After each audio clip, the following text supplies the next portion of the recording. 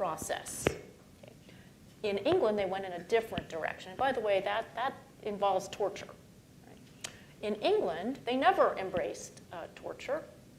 Instead, what they came up with as a fix was the jury trial. So juries had been around for other purposes for many years. They were fact-finding bodies. They had been used by William the Conqueror, for example, after the conquest, to try to figure out what did he have in the Doomsday Inquest, where he went around and found out what all the land was and how much it was worth. That was run on the system of local juries.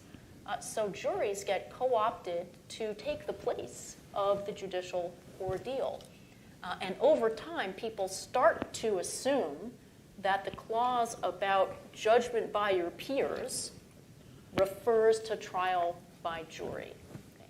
But that's not, in fact, how it was interpreted in 1215, because there was no right to a jury trial. There were no jury trials in 1215. So that's one of the signal myths of Magna Carta. By the 14th century, people are making that connection, and by the 17th century, with Cook and other commentators, people are flat out saying that Magna Carta guarantees the right to a trial by jury. And from the beginning of our country, then, we really did believe Absolutely. in trial by jury. Absolutely believed that that was a guaranteed right as of Magna Carta. It's not in there. And what about speedy trial? Well, Clause 40, no one will we deny or... So this is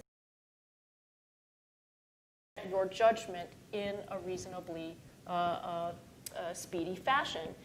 And it is an outgrowth of the sort of things that John would do, which is to imprison people sometimes for years without judgment. And he would do this basically to extort more and more money out of the person concerned and out of their family. So one of the really interesting things that you can do in reading Magna Carta is to see what King John was actually doing by what he was being told not to do. Okay? And this, the speedy trial is definitely That was certainly one of those. Right. Rob, talk a little more about habeas corpus, because that's really, in this country, has turned out to be extremely important, certainly from Guantanamo point of view, but other points of view in this country. Habeas is the key to the judiciary deciding a lot of things in this country. Yes, we can go through U.S. history and find conflicts where habeas corpus figured very prominently.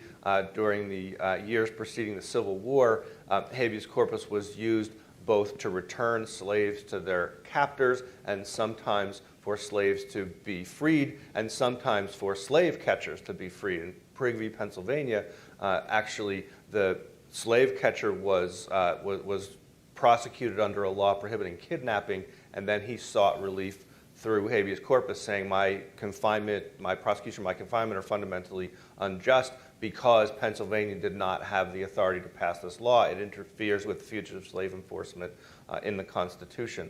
So habeas corpus is this very powerful tool, but like any other tool, it can be used for different ends.